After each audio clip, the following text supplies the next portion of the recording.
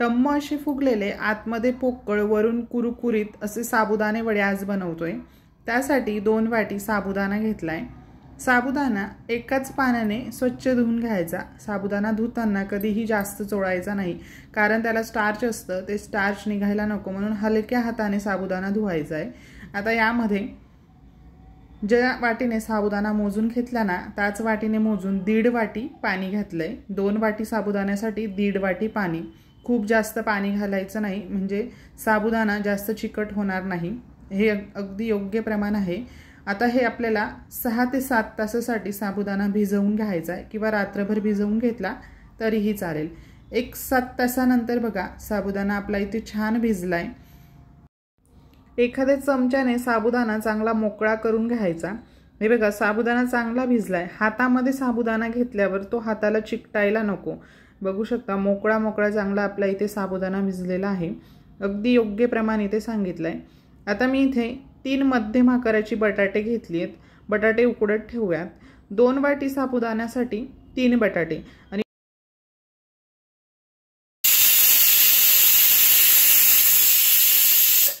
जेवढा तुम्ही साबुदाणा घेतलाय ना, त्याचा निम्मी बटाटा घ्यायचा। वजनी प्रमाण 400 ग्रॅम साबुदाण्यासाठी मी इथे 200 ग्रॅम बटाटे घेतलेत। बटाटे उकडून झाले, त्याचे वरचे साल काढून किसणीने आपल्याला बटाटा ह्या साबुदाण्यामध्ये किसून घ्यायचा आहे।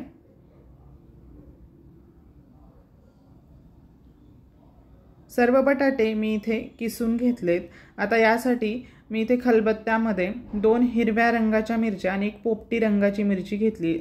ह्या हिरव्या रंगाचे जास्त तिखट असतात, आणि 1 फिक्की मिरची मी यामध्ये घातली। थोडंसं जिरं टाकून बारीक वाटून घेतलंय।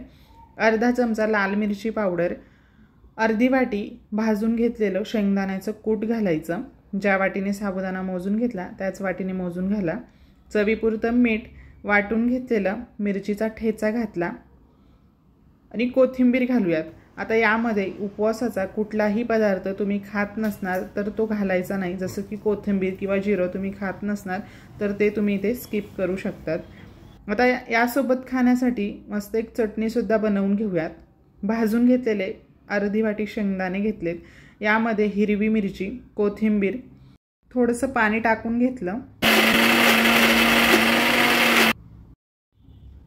अर्धा चमचा तेलामध्ये थोडंसं जिरं टाकून घेऊयात आणि वाटून घेतलेलं वाटण आपण यामध्ये आता टाकून घ्यायचंय।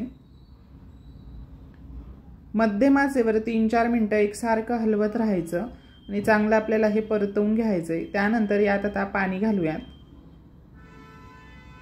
अर्धा ग्लास यामध्ये मी पाणी घातलं।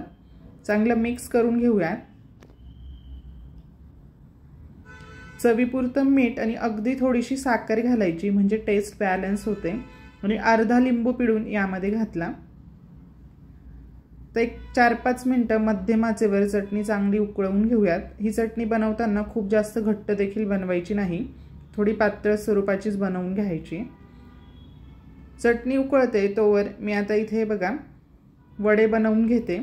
वडे करताना हाताला थोडंसं पाणी लावून घ्यायचंय, म्हणजे ते पीठ हाताला चिकटत नाही। एक मोठ्या आकाराचा गोळा घेतला, तो चांगला गोलाकार करून हाताने त्याला दाब द्यायचा आहे आणि अशा पद्धतीने चपटा थोडासा आपल्याला हा वडा इथे करून घ्यायचा आहे। व्हिडिओमध्ये दाखवते ह्या पद्धतीने। बघा मस्तच असा वडा इथे बनवून तयार झाला। आता बाकीचे सुद्धा वडे मी इथे बनवून घेते।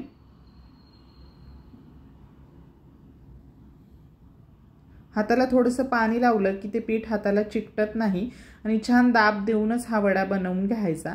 जर वड्याला दाब दिला नाही ना तर तो तेलात घातल्यानंतर शक्यतो वडा फुटण्याची शक्यता असते। त्यामुळे चांगला दाबून आपल्याला हा वडा इथे करून घ्यायचा आहे।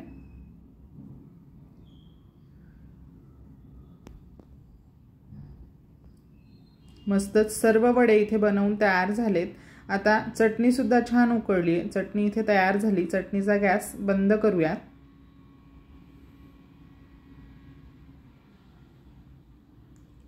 वडे तळण्यासाठी तेल मी इथे गरम करून घेतलं। आता इथे सगळ्यात महत्त्वाची टीप, तेल हे चांगलं कडकडीत गरम करायचंय। सुरुवातीला गॅस हा फुलच ठेवायचा आहे। सर्व वडे यामध्ये मावतील तेवढे वडे यात टाकून घ्यायचे। एका वेळेस 5 ते 6 वडे यामध्ये टाकून घेतले। तोपर्यंत मी इथे गॅस फुलच ठेवला आहे। साधारण अर्धा ते 1 मिनिट सुरुवातीला गॅस फुल ठेवायचा, त्यानंतर गॅस अगदी कमी करायचा आणि कमी आचेवर आता दोन्ही बाजूंनी वडे चांगले तळून घ्यायचे। एखाद्या चमच्याने जे वडे चिकटलेले असतात एकमेकाला ते हळूवारपणे त्यापासून मोकळे करून घेतले आणि तळताना तेल हे थोडंसं जास्तच घ्यायचं, म्हणजे वडा पूर्णपणे तेलामध्ये डीप झाला पाहिजे। असं केल्याने वडा छान कुरकुरीत होतोही आणि तेल सुद्धा जास्त पीत नाही। बघू शकता छान टम्म असे फुगलेले आपले हे वडे इथे तयार झालेत। वडे तेलात सोडल्या लगेच त्याला चमचा सुद्धा लावायचा नाही, थोड्या वेळानंतर चमच्याने हळूवारपणे ते उलट करून घ्यायचे। मस्तच तेलातले बुडबुडे कमी झाले की वडे आता तेलातून काढून घेऊयात। मस्त कुरकुरीत असे आपले हे वडे इथे बनवून तयार झाले। आता सेकंड बॅच तळताना सुद्धा तेल हे थोडंसं गार झालेलं असतं, त्यामुळे तेल पुन्हा चांगलं गरम करून घ्यायचं आणि त्यानंतर हे वडे त्यामध्ये टाकून दुसरी बॅच सुद्धा आता सारख्याच पद्धतीने आपण इथे तळून घेऊयात। लगेचच चमचा न लावता एखाद्या मिनिटानंतर आपल्याला चमच्याने हळूवारपणे ते उलट करून घ्यायचे।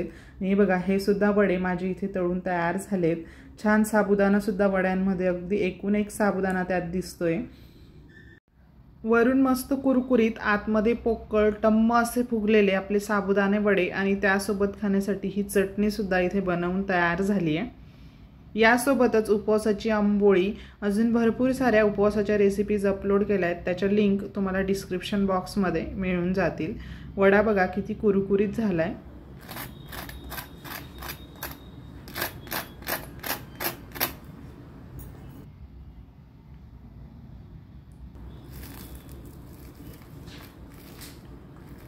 तुम्हीही या आषाढी एकादशीला अशा पद्धतीने हे साबुदाणे वडे नक्की ट्राय करून बघा।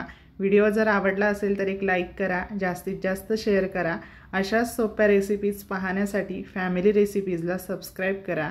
पुन्हा भेटूया अशाच एका मस्त साध्या सोप्या रेसिपी सोबत। रामकृष्ण हरी।